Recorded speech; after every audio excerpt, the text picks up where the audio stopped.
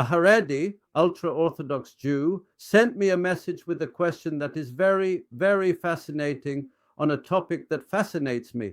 And in fact, what led me to write the book Chazal Bari Acher was to uncover the very phenomenon that this Haredi is bringing up. So I'll read to you what he asked me, and afterwards I'll also read the answer that a Haredi who left the faith wrote to whom I sent this question, and I will reinforce this claim with the support of prominent figures. So he says the following. Hello, Yaron. I've been following the message you're conveying for quite some time now.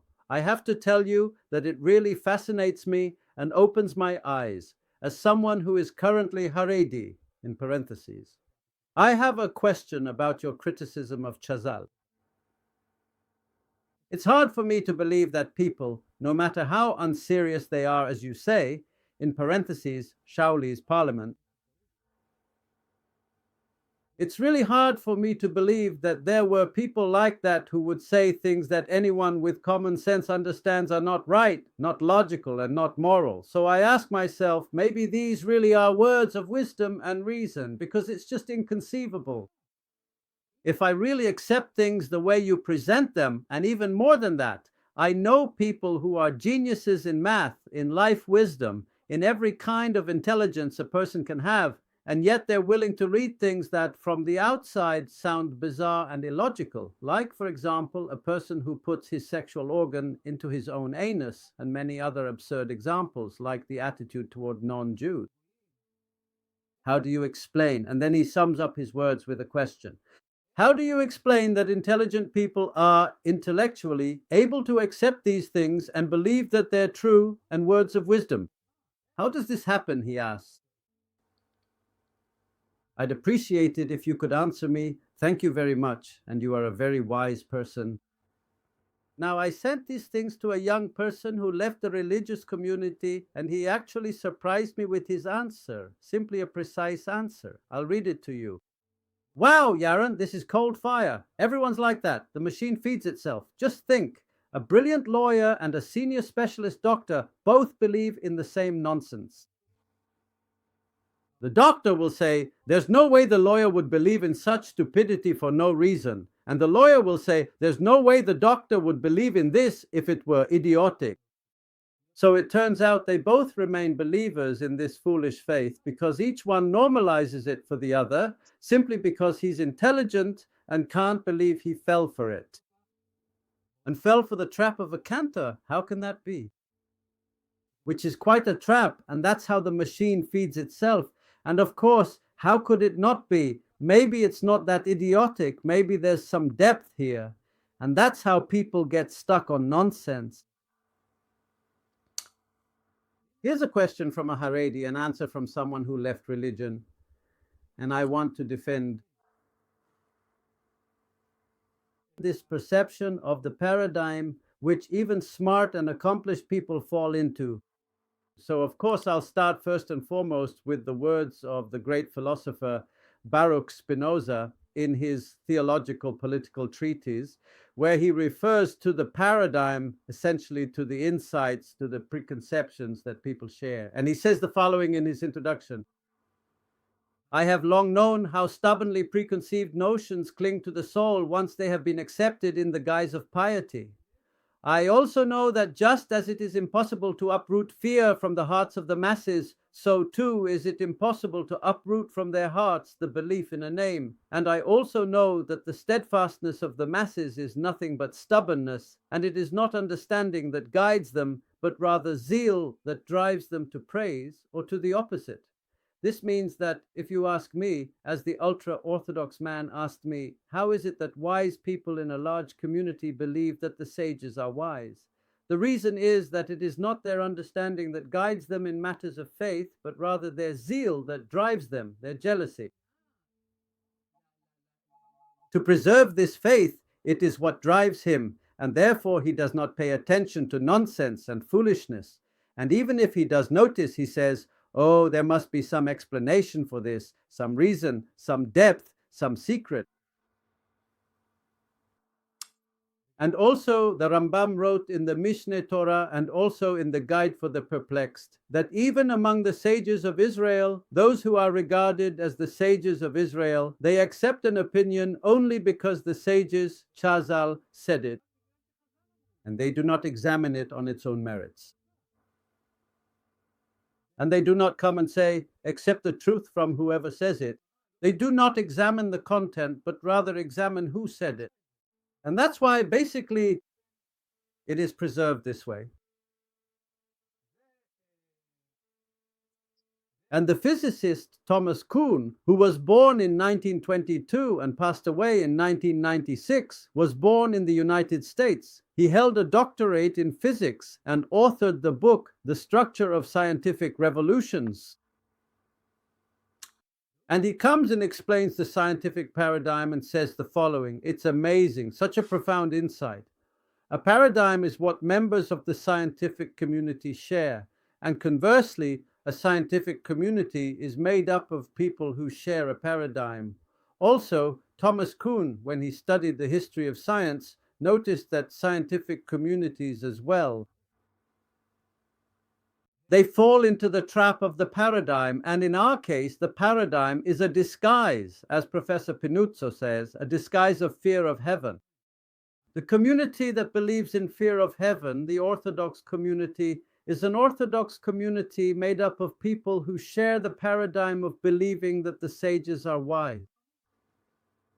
And that's why, as Thomas Kuhn says, even when there is evidence showing errors in the paradigm, in our case, errors in the faith-based perception, and the prior understanding is that the sages are wise, that the divine presence spoke through their mouths, or that they are geniuses of the world, then even when there is evidence showing errors in the paradigm itself, meaning that faith prevents the wise from seeing the true reality.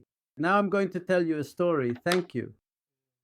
A story that illustrates this issue even within the scientific community. Now you should know, all the more so, certainly within the faith-based community, within the Orthodox community. This is the story known as the Symbolwise Reflex. What is the Symbolwise Reflex?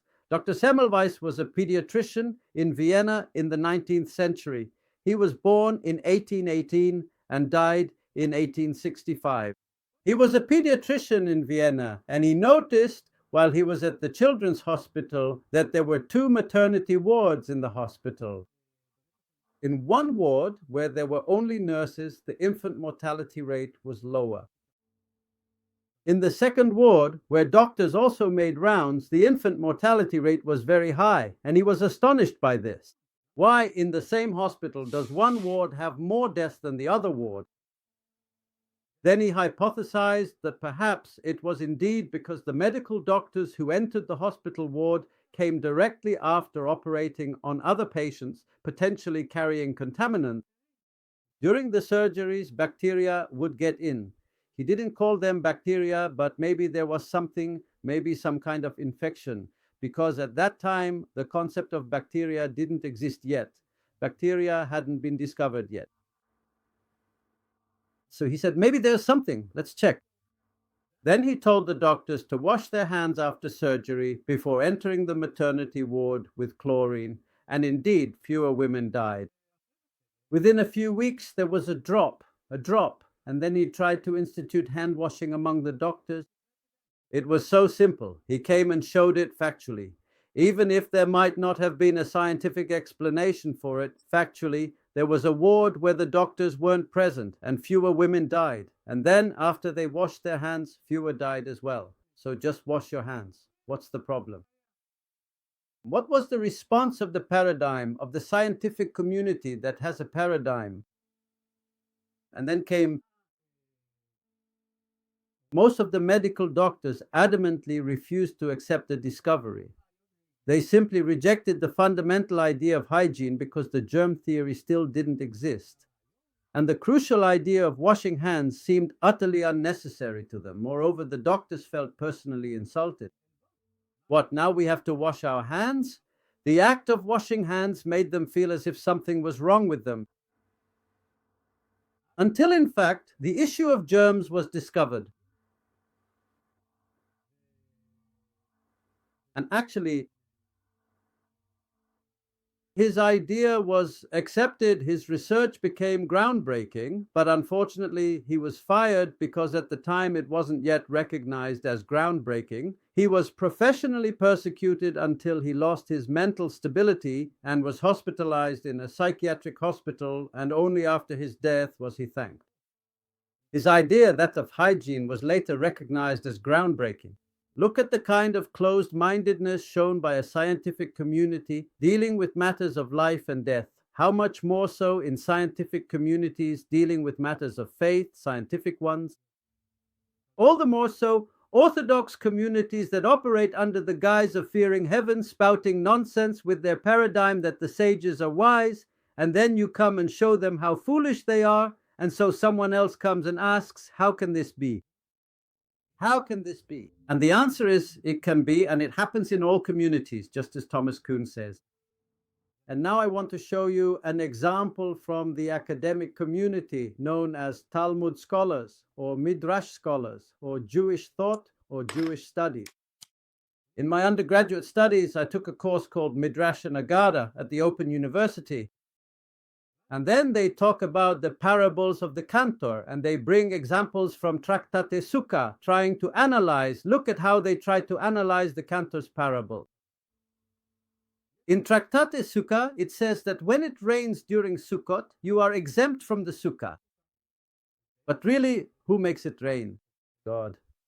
So how is it that God makes it rain so that people won't sit in the Sukkah? So the sages in the Mishnah come and give a parable. What is this matter compared to? To a servant who comes to mix a drink for his master. In their time, they would mix wine with water so it wouldn't be too strong. So to mix means to add water to the wine. And the servant who comes to mix wine for his master, the master pours the jug, pours the cup on the servant's face, and throws the wine right in his face. Meaning he comes and tells him, I don't want your service. I don't want you to serve me. I'm not interested. And of course, the moral of the story is that it's as if God comes and tells the people of Israel, go, I don't want your service. I don't want you to sit in the sukkah. The parable and its meaning are very simple. Now look, the Talmudic scholars, it's just unbelievable. Look at the drawings. They made illustrations of this parable. Look at this. Entire pages about this parable, just whole pages. They start analyzing why this way and why that way. And I'll read to you what they write at the end after about 5 pages of analysis.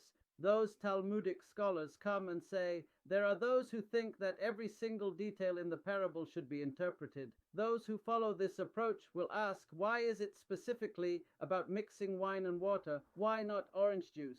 And what is the exact meaning of the jug? Why specifically a cup and not a bottle? And why does it specifically say to mix a cup for his master?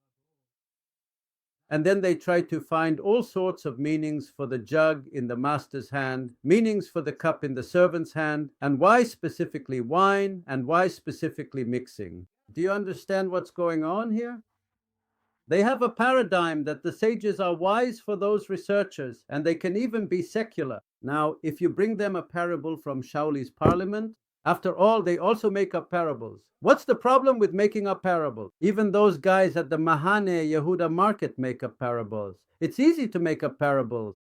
But the moment they treat Shauli's parliament as if the divine presence is speaking from their throats, a scientific community of Shauli's parliament will arise, and they'll start asking why Shauli said moon and not sun, and why he said book and not notebook. Then they'll come and try to find excuses and nonsense and confusion and babble. So here you truly have it, how even a scientific community can fall into utter nonsense and profound illusions just to preserve that community. Because first, they actively make money from it, and second, they consistently gain respect, and they would never dare to genuinely let go of their preconceived notions in order to fully reveal the truth. Here you have the reason why the Orthodox world, even though there are wise and intelligent people among them, remains captive, and they are victims of the religion and of the perception that somehow the sages are wise and that the divine presence speaks through their mouth. And this is exactly the comic tragedy that exists in the state of Israel. Because even the entire government in Israel, from the founding of the state, from Ben Gurion to Benjamin Netanyahu, they are all trapped in the paradigm that orthodoxy is what preserves Judaism. The sages are considered wise, and therefore they fund such educational institutions, and all of it is utter nonsense, crazy babble and fantasies of people with a low level of thinking, as Maimonides describes them in The Guide for the Perplexed, Fools.